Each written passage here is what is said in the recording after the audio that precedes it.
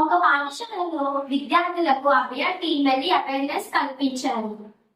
Hello పిల్లలు, మేము అభయ team నుంచి వచ్చాము. మీరు బయటికి వెళ్తున్నప్పుడు మీతో ఎవరైనా బాగా బిహేవ్ చేస్తే మీరు వెంటనే 112కి కాల్ చేయాలి. నేను ఇప్పుడు మీకు గుడ్ టచ్ బ్యాడ్ టచ్ నుంచి చెప్తాను. ఇది గుడ్ టచ్, ఇది కూడా గుడ్ టచ్. ఇలా ఏదైనా బ్యాక్ సైడ్ నా పిల్లలు అరం మీద చేస్తే అది బ్యాడ్ టచ్. మీరు వెంటనే మీ పేరెంట్స్ కి ఇన్ఫార్మ్ చేయాలి. మీరు ఇప్పుడు ఇదంతా నేర్చుకున్నారు కదా, బయటకు వెళ్ళినప్పుడు మీతో ఎవరైనా అసభ్యకరంగా ప్రవర్తిస్తే మీరు 112కి కాల్ చేయండి. వెంటనే మా అభయ టీం వచ్చి మిమ్మల్ని రక్షిస్తుంది. థ్యాంక్ యూ పిల్లలు. స్కూల్ అయిపోయిన తర్వాత ఒక విద్యార్థి ఇంటికి నడుచుకుంటూ వెళ్తుంది. వ్యక్తి మద్యం సేవించి ఉంటాడు. మద్యం మత్తులో అమ్మాయిలు బలవంతంగా నిర్మాణంగా ఎవరికి లాక్కెళ్తారు. అమ్మాయి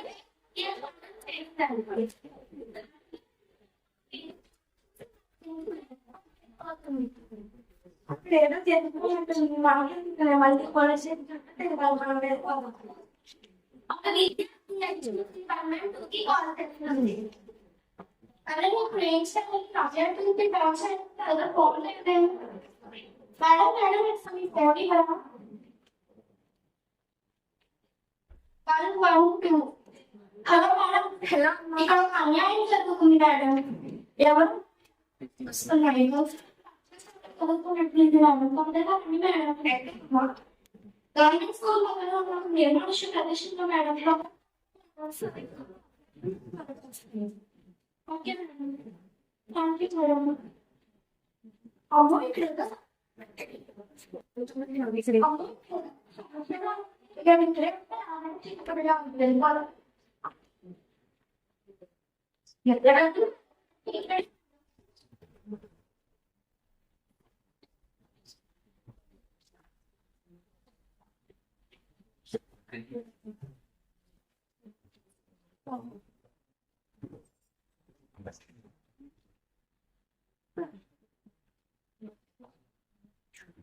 ఈ విషయాన్ని మనం వెంటనే ఎస్ఐ మేడంకి తెలియజేయాలి. Hello madam. హలో మేడం, ఇక్కడ అత్యాచారం జరిగింది మేడం. ఇటుగా వెళ్తే మనం యూజ్ చేసి మనం చెప్తే మేము ఇక్కడికి వచ్చినాం మేడం. ఆ ముద్దాయి అలాగే అమ్మాయి కూడా ఇద్దరు మన దగ్గరే ఉన్నారు మేడం. అవునా? అయితే ముందు ఆ ముద్దాయిని స్టేషన్ లో పెట్టి వెంటనే అమ్మాయిని హాస్పిటల్ తీసుకువెళ్ళండి. ఆ అమ్మాయి పేరెంట్స్ కూడా ఇన్ఫార్మ్ చేయండి. నేను కూడా హాస్పిటల్ కి వస్తున్నాను. సరే మేడం. మై పేరెంట్స్ కి ఇన్ఫార్మ్. Hello madam. హలో, ఎవరండి? మీ పాప పేరు సత్య అండి. మా పాప పేరు సత్య అండి. ఏమైంది? మీ పాపకు చిన్న హెల్త్ ఇష్యూ వచ్చి హాస్పిటల్లో జాయిన్ చేశామండి. హెల్త్ ఇష్యూ ఏమైందండి? ఏ హాస్పిటల్? గవర్నమెంట్ హాస్పిటల్లో జాయిన్ చేశామండి. కంగారు పడొద్దు, త్వరగా రండి. సరే అండి. హలో, మన పాపకి హెల్త్ ఇష్యూ వచ్చిందని గవర్నమెంట్ హాస్పిటల్లో జాయిన్ చేశారంటండి. అవునా? నాకు చాలా టెన్షన్ గా ఉంది. నేను వెళ్ళి డైరెక్ట్ గా అటువైపు నుంచి వచ్చేయండి. సరే డాక్టర్ ఏం జరిగింది? ఆ విద్యార్థిని వైద్యులకు ఇంటికి తీసుకువెళ్తారు. వైద్యులకు ఆవిడకి మెడికల్ ట్రీట్మెంట్ ఇచ్చి పరీక్ష చేస్తారు. ఇప్పుడు ఎలా ఉంది? అమ్మో, అమ్మాయికి ఏమైంది? అమ్మాయికి కంపెనీ వీళ్ళ పేరెంట్స్ మీ అమ్మాయికి ఇది చాలా ఘోరం జరిగింది. తన ఒంటి నిండా చాలా గాయాలు ఉన్నాయి. అలాగే మీరు వెంటనే ఆలస్యం చేయకుండా కేసు నమోదు చేయండి. ఎమ్మెల్సీ కింద యాక్షన్ రిజిస్టర్ లో పెడుతున్నాం. మీ అమ్మాయికి చికిత్సను అందిస్తున్నాము. మీరేం భయపడకండి. సరే. బాధితులు ఉన్న చోటికి ఒక మహిళా ఎస్ఐ గారు వెళ్తారు. అమ్మా, నేను మహిళ ఇస్తే నేరం గురించి తెలిసి మీరు ఎదుగుతూ వచ్చాను. ధైర్యంగా ఉంటుందమ్మా. జరిగిన విషయాన్ని నాకు చెప్తే నేను స్టేట్మెంట్ తప్ప మీకు సహాయపడగలను. మీ పేరేంటి? నా పేరు సుధాషిని మేడం. మీరు ఏ తరగతి చదువుతున్నారు? నేను చదువుతున్నాను మేడం. అసలు ఏం జరిగింది? నేను స్కూల్ అయిపోయిన తర్వాత ఎందుకు వెళ్దామని ఎవరో తను బాగా తాగేసి తను వాళ్ళలో తీసుకెళ్ళి ఆ బట్టలన్నీ ఇలాగా చేసేసాడు మేడం. సరే మా స్టేట్మెంట్ తీసుకున్నాను మీకు సహాయపడేలా చేస్తాను. సైన్ పెట్టాను. మీరు కొట్టు.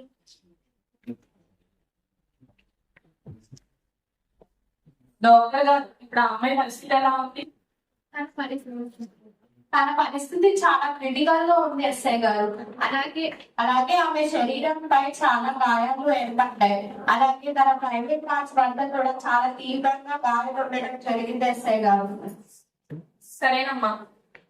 ఆ స్టేట్మెంట్ ను మరియు బాధితురాలు తల్లి ఇచ్చిన రిపోర్ట్ ను పోలీస్ స్టేషన్ కి పంపిస్తారు. ఆమె దగ్గరకు ఒక కౌన్సిలర్ పెడతారు.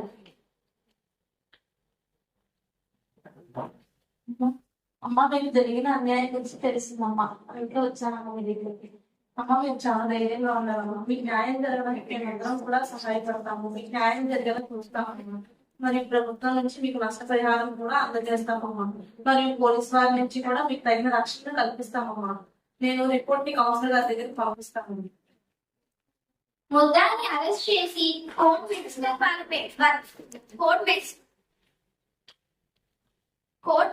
గారి వద్ద పెట్టి రిమాండ్ కు పంపిస్తారు.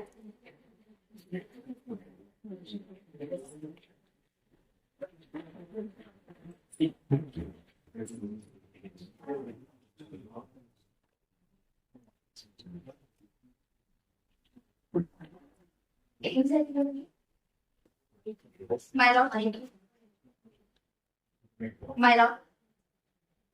మై లార్డ్, ఈ వ్యక్తిపై 1 పోలీస్ స్టేషన్ నందు రేప్ కేసు నమోదైంది. మై లార్డ్, రిమాండ్ కొరకు మీ వద్దకు తీసుకొచ్చారు.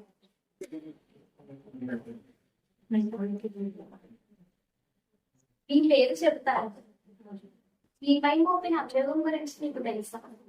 మిమ్మల్ని పోలీసు వాళ్ళు ఏమైనా కొట్టారా? మీకు ఈ కేసుకి సంబంధించిన పేపర్స్ ఇచ్చారు.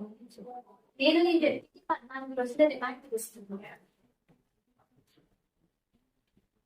అసెంబ్లీలో స్పీకర్ హోమ్ మినిస్టర్ గారి కేసు గురించి ఏపీలో పార్టీలో జరిగిన ఉత్తేజాల ఘటనకి తీసుకున్న చర్యలపై అపోజిషన్ ద్వారా క్వశ్చన్ చేస్తున్నారు.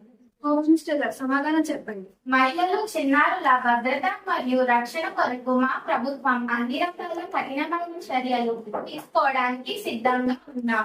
ఏలూరులో జరిగిన ఘటన నిమిత్తంగా ఒక స్పెషల్ దర్యాప్తు అధికారిని కూడా నియమించాం. ముద్దాయిని 24 గంటలు దాటక ముందే అరెస్ట్ చేయడం కూడా జరిగింది. బాధితురాలకి వైద్య సేవలు అందిస్తున్నాము.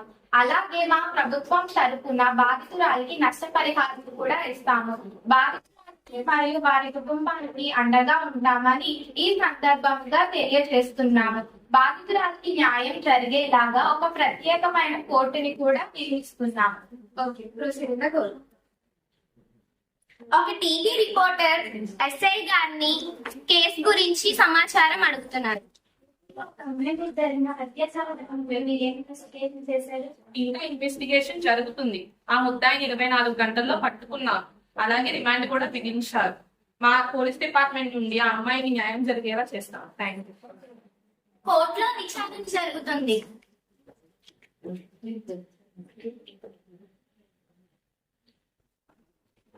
జడ్జి గారు బాధితురాలిని మరియు కేసుకు సంబంధించిన వారిని విచారణ చేస్తున్నారు.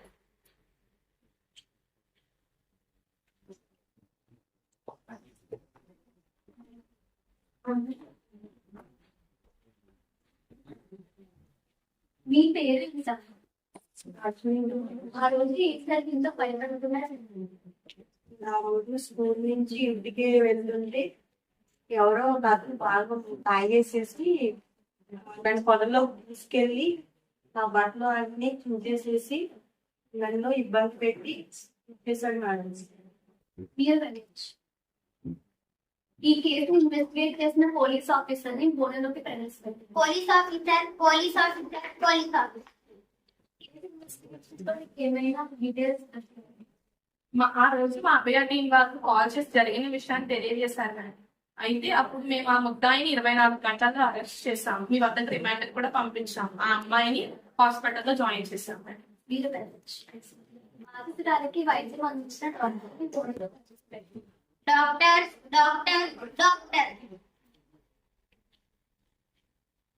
మీరైనా ఆమెకు వైద్యం చేసిన డాక్టర్?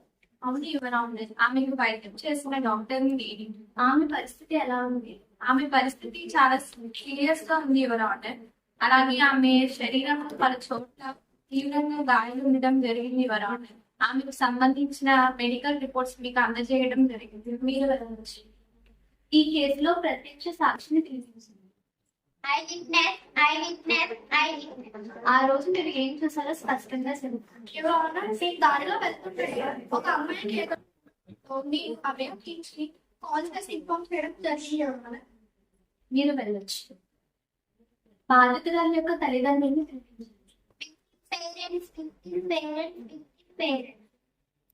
మీ అమ్మాయికి ఇలా జరిగింది కదా, మీరు కోర్టుకి ఏమైనా చెప్పాలనుకుంటున్నారు? మా అమ్మాయికి చాలా అన్యాయం జరిగింది. మీరే మాకు న్యాయం చేయగలరు. మా అమ్మాయి జరిగినటువంటి అన్యాయం మరో ఆడపిల్లకి జరగకుండా చూసుకోవాలని కోర్టు వారిని కోరుతున్నాను. మీరు వెళ్ళవచ్చు. ముద్దాయి తరపు లాయర్ ఏమైనా చెప్పాలనుకుంటున్నారు? మై లార్డ్, నా క్లయింట్ కు ఈ కేసుకు ఎటువంటి సంబంధం లేదు. అతను అమాయకుడు. పోలీస్ వారు కావాలని అతన్ని ఎక్కించారు. దయచేసి నా క్లయింట్ ప్రకటించవలసిందిగా కోరుతున్నాను.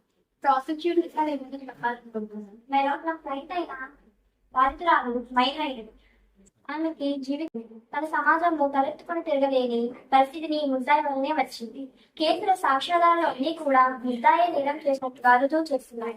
కాబట్టి ముద్దాయి కోర్టు వారు చట్ట ప్రకారం శిక్ష విధించి బాధితురాలికి న్యాయం చేయవలసిందిగా కోరుతున్నారు.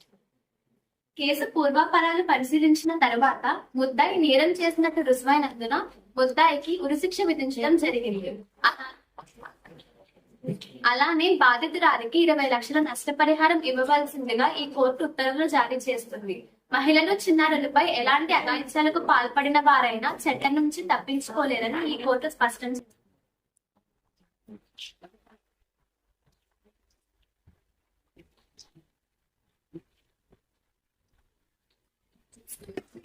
కేసెస్ కానీ పోక్సో కేసెస్ కానీ రోజుకి సుమారు 100 కేసులు నమోదవుతున్నాయి. మన చట్టం దృష్టికి కొన్ని కేసులు మాత్రమే వస్తున్నాయి. మరికొన్ని కేసులు కొన్ని కారణాల వల్ల చట్టం దృష్టికి రాలేకపోతున్నాయి.